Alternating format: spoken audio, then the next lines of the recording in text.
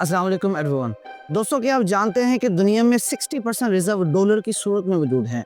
रोजाना की बुनियाद पे डॉलर का इस्तेमाल किया जाता है ट्रिलियंस में ट्रेड करने के लिए।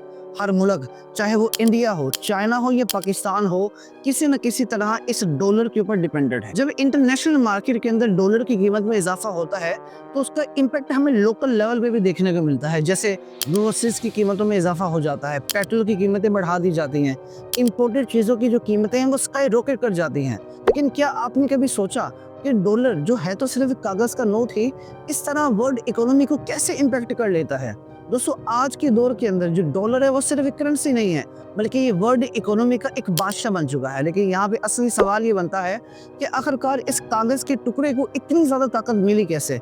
आखिरकार डॉलर दुनिया की करेंसीज का बादशाह कैसे बना? आइए जानते हैं इन तमाम तर बातों को आज के इस वीडियो में। तो चलिए बात करते हैं।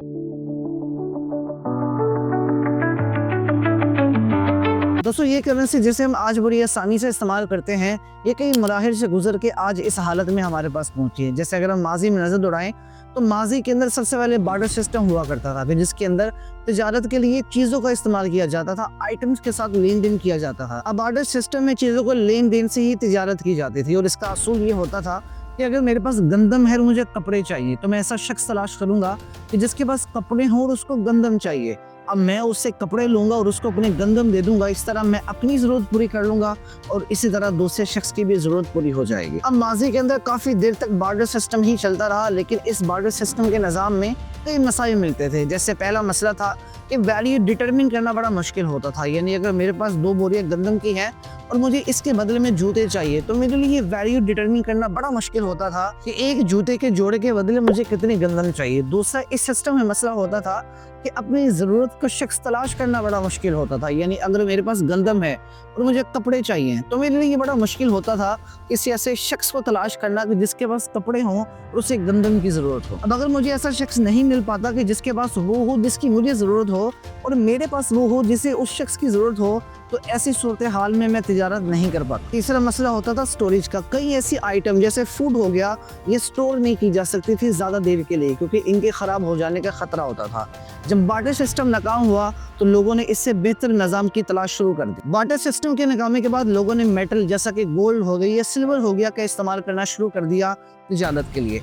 अब चूंकि ये जो दहाते हैं ये नायाब हुआ करती थी, ये पायदार हुआ करती थी और इनको कॉइन्स की शक्ल में तब्दील किया जा सकता था, तो लोगों को ये लगा कि गोल्ड और सिल्वर का इस्तेमाल उनकी ट्रेड और उनकी इकोनॉमिक ग्रोथ के लिए ज़्यादा बेहतर हो सकता है। लेकिन इस तरीके के अपने मसाइल थे। गोल्ड और सिल्वर के इस्तेमाल के अंदर जो सबसे बड़ा मसला होता था वो उसके ट्रांसपोर्टेशन का होता था कि गोल्ड को अपने साथ कैरी करना बड़ा मुश्किल होता था। जब ताजर एक जगह से दूसरी जगह पे जाता कोई कारोबार करने के लिए तो बहुत बड़ी मिकदार के अंदर उसे अपने साथ गोल्ड ले जाना पड़ता। अब उस वक्त अगर गोल्ड की मिकदार ज़्यादा होती तो ऐसी सूरत हाल में चोरी का खतरा भी बहुत ज़्यादा बढ़ जाता। दूसरा मसला था इनकी सप्लाई का। अब चूंकि गोल्ड एंड सिल्वर ये मेटल्स हैं और ये नया मेटल्स हैं, इस वजह से इनका मिलना तो बहुत ज़्यादा आसान नहीं था। अब चूंकि इनकी सप्लाई लिमिटेड थी, जिसकी वजह से गोल्ड एंड मेटल की वजह से जो इकोनॉमिक ग्रोथ है वो भी लिमिटेड होकर रह गई। इसके बाद ये लगभग 9वीं सदी का वक्त था कि जब चाइना ने पेपर मनी को प्रॉपर्ली इंट्रोड्यूस करवाया। चाइना ने बैंक के निज़ाम को इस्टेब्लिश किया और लोगों को कहा कि वो सोने की बजाय गवर्नमेंट की तरफ से इशू किए गए नोट्स का इस्तेमाल करें। और ये गवर्नमेंट की तरफ से इशू किए गए नोट्स, गवर्नमेंट का एक प्रॉमिस था कि जब आप चाहें मर्जी बैंक में जाके इन नोट्स को गोल्ड के साथ एक्सचेंज कर सकते हैं। इसके बाद यूरोप में और आहिस्ता आहिस्ता पूरी दुनिया के अंदर एक सिस्टम को डेवलप कर दिया गया कि जिसे द गोल्ड स्टैंडर्ड का नाम दिया गया। द गोल्ड स्टैंडर्ड सिस्टम के मुताबिक हर मुल्क की करेंसी एक स्पेसिफिक अमाउंट ऑफ गोल्ड को रिप्रेजेंट करती है और उस मुल्क की करेंसी की गवर्नमेंट इस बात की गारंटी देती है कि आप उस नोट के बदले उस मुल्क के बैंक से जाके एक स्पेसिफिक अमाउंट ऑफ गोल्ड को रिसीव कर सकते हैं। अब 9वीं सदी से लेकर 20वीं सदी तक ये पेपर मनी का जो तरीक़ेकार है ये मुकम्मल तौर पर राइज हो गया और हर मुल्क ने अपनी अलग करेंसी को इस्टेब्लिश किया और उस करेंसी के मुताबिक वो अपने मुल्क के अंदर ट्रेड करने लगे। जब एक मुल्क दूसरे मुल्क से इंटरनेशनल लेवल पे ट्रेड करता तो तब भी वो अपनी करेंसी का इस्तेमाल ही करता। अब चूंकि उस वक्त गोल्ड स्टैंडर्ड चल रहा था, जिसका मतलब क्या है कि हर एक करेंसी एक स्पेसिफिक अमाउंट ऑफ गोल्ड को रिप्रेजेंट करेगी, तो इस बात से फर्क नहीं पड़ता था कि करेंसी कौन सी है जब तक उसके बदले में गोल्ड मिलने का प्रॉमिस होता। ये मामला इसी तरह से चलते रहते हैं और फिर आता है 1944 का साल। एक ऐसा वक्त कि जब हर मुल्क किसी न किसी क्राइसिस का शिकार था। यूरोप की बड़ी इकोनॉमी जैसे फ्रांस हो गया, जर्मनी हो गया, ब्रिटेन हो गया, ये वर्ल्ड वॉर 2 में होने वाली लड़ाई की वजह से तबाही के किनारे के ऊपर खड़े हुए थे। लेकिन एक मुल्क जो उस वक्त इस तबाही से बहुत ज्यादा दूर था, वो था अमेरिका। बात हम करें चाहे वर्ल्ड वॉर 1 की या बात हम करें चाहे वर्ल्ड वॉर 2 की, लेकिन इन दोनों जंगों के अंदर अगर कोई लीस्ट अफेक्टेड इकोनॉमी थी तो वो अमेरिका की थी। और इसकी सबसे बड़ी वजह क्या है कि अमेरिका ने इन जंगों में लेट शिरकत की। वर्ल्ड वॉर 1 की बात की जाए तो अमेरिका ने 1917 के अंदर वर्ल्ड वॉर 1 को ज्वाइन किया, जब 75% तबाही हो चुकी थी और सिर्फ जंग के लास्ट 25% का असर अमेरिका की इकोनॉमी के ऊपर बहुत ज्यादा कम हुआ। इसी तरह अगर हम वर्ल्ड वॉर 2 की बात करें तो अमेरिका ने वर्ल्ड वॉर 2 को भी लेट ज्वाइन किया जब ज्यादातर तबाही हो चुकी हुई थी। अब सवाल ये है कि अगर अमेरिका इन जंगों के अंदर लड़ाई नहीं कर रहा था तो क्या कर रहा था, और उसका जवाब है तिजारत। जी हाँ, ये कहना गलत नहीं होगा कि अगर अमेरिका आज एक बहुत बड़ी इकोनॉमी है तो उसके अंदर वर्ल्ड वॉर 1 और वर्ल्ड वॉर 2 का बहुत बड़ा हाथ है। अमेरिका ने इस जंग से बाहर रह के उन मुल्कों को वेपन सप्लाई की जो कि उस वक्त लड़ रही थी। अब तिजारत का उस वक्त मतलब था कि अमेरिका वेपन सप्लाई कर रहा है और अमेरिका के पास करेंसी आ रही है, और करेंसी आने का मतलब क्या था कि अमेरिका के पास गोल्ड के जो रिजर्व है वो बढ़ रहे हैं। और यही वजह थी कि 1947 के अंदर अमेरिका के पास दुनिया का तकरीबन 70 से 75% गोल्ड रिजर्व हो चुका था। 1944 के अंदर जब वर्ल्ड वॉर 2 खत्म होती है तो उस वक्त वर्ल्ड इकोनॉमी तबाह हो चुकी थी। उस वक्त हर मुल्क ये चाहता था कि वो अपनी इकोनॉमी को दोबारा बिल्ड करे, दोबारा स्टेबल करे, और इसके लिए उसको मदद चाहिए थी। तो दुनिया के बड़े बड़े लीडर न्यू हैम्पशायर के एक छोटे से कस्बे ब्रिटेन वुड्स के अंदर इकट्ठे होते हैं और वहाँ पे कैसे सिस्टम को बनाया जाता है जो कि डॉलर को दुनिया के फाइनेंशियल सिस्टम का एंकर बना देता है। उस वक्त अमेरिका की इकोनॉमी को दुनिया की स्टेबल इकोनॉमी माना गया। रीजन क्या थी कि उस वक्त अमेरिका के पास दुनिया का 70 से 75% सोना मौजूद था। अब अमेरिका ने उस वक्त एक वादा किया और उस वादे के अंदर अमेरिका ने अपने डॉलर को गोल्ड के साथ लिंक कर दिया। अमेरिका ने ये कहा कि मैं गारंटी देता हूं कि वो शख्स जिसके पास $35 होंगे, इस $35 के बदले हम उसको 1 आउंस गोल्ड देंगे। यानी कि वो वादा जो कि गवर्नमेंट अपनी आवाम से लोकल लेवल के ऊपर करती थी, वो अमेरिका ने वादा कर दिया ग्लोबल लेवल के ऊपर कि दुनिया के अंदर जहां भी यूएसडी डॉलर का इस्तेमाल होगा उसके बदले वो हमसे सोना ले सकते हैं। $35 के बदले 1 आउंस गोल्ड। आसान लफ्जों में अमेरिका ने दूसरे मुल्कों से कहा कि कोई बात नहीं, आप लोगों ने अपनी इकोनॉमी को स्टेबल करना है, रीबिल्ड करना है, मैं कर्जा देता हूँ, वो कर्जा मैं डॉलर में दूंगा और आप लोगों ने उस कर्जे को मुझे डॉलर में वापस करना है। आप लोगों ने जब इंटरनेशनल ट्रेड करनी है तो उस वक्त जो करेंसी इस्तेमाल होगी वो आपकी जाती करेंसी नहीं होगी बल्कि डॉलर होगी। तो अमेरिका ये वादा करता है कि आपको उस डॉलर के बदले जब भी गोल्ड चाहिए होगा तो आपको अमेरिका गोल्ड प्रोवाइड करेगा।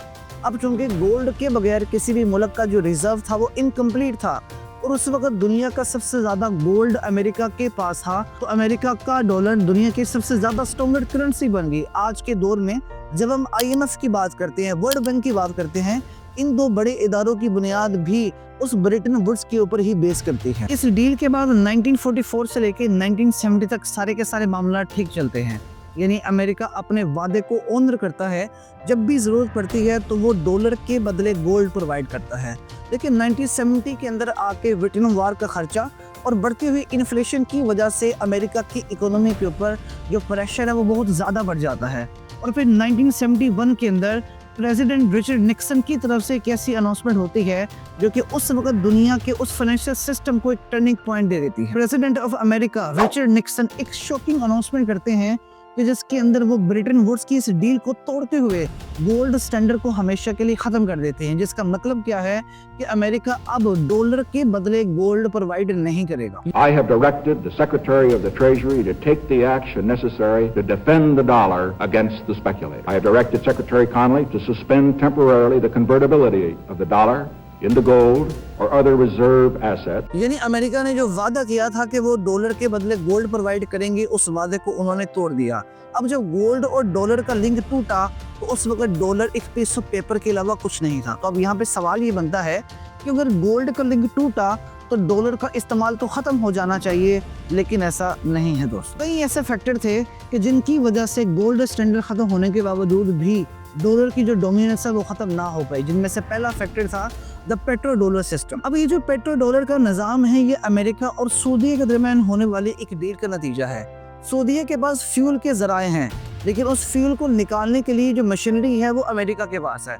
अब सऊदीया क्या करता है, अमेरिका के पास जाता है और उसको बोलता है कि भाई फ्यूल मेरे पास है, मशीनरी तुम्हारे पास है, तो तुम ऐसा करो अपनी मशीनरी लेके आओ और मुझे फ्यूल निकाल के दो। अमेरिका कहता है अच्छा। फिर सऊदीया कहता है कि मुझे तुमसे सिक्योरिटी भी चाहिए कि मेरे इन फ्यूल के रिजर्व्स के ऊपर कोई दुश्मन मुल्क हमला ना कर दे, मेरे ये फ्यूल चोरी ना हो जाए। तो अमेरिका कहता है कि ठीक है, मैं तुम्हें मशीनरी भी दूंगा, मैं तुम्हें सिक्योरिटी भी प्रोवाइड करूंगा, लेकिन मेरी एक शर्त है कि जब तुम किसी भी मुल्क को अपना पेट्रोल बेचोगे तो वो पेट्रोल तुम डॉलर के अंदर बेचोगे। तो सऊदीया ने इस पे कहा कि भाई पहले तो ये था कि आपके डॉलर के बदले गोल्ड मिलेगा, लेकिन अब तो वो गोल्ड स्टैंडर्ड भी खत्म हो गया, तो मुझे आपका डॉलर लेने का फायदा क्या, मैं उसको कहीं और पे इस्तेमाल तो कर नहीं सकता।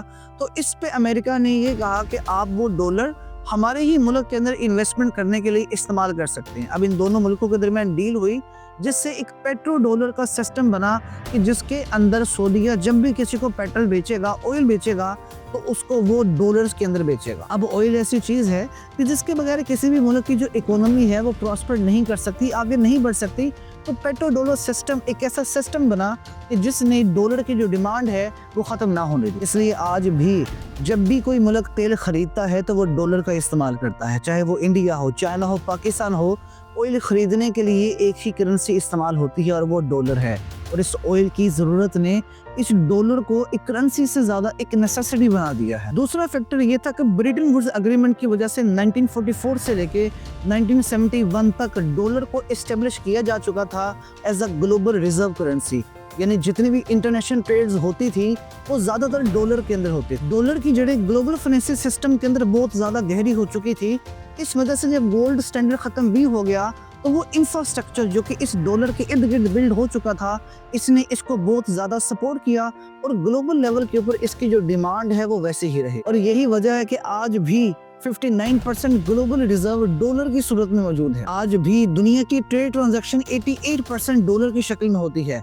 यूनाइटेड नेशन का ये कहना है कि 2024 के अंदर डॉलर की जो ग्लोबल ट्रेड है वो 33 ट्रिलियन डॉलर तक पहुंच गई। तीसरी चीज थी अमेरिका की स्ट्रॉन्ग इकोनॉमी। वर्ल्ड वार 2 के बाद अगर किसी मुल्क ने अपनी इकोनॉमी के स्ट्रेंथ को प्रूव किया है तो वो अमेरिका था।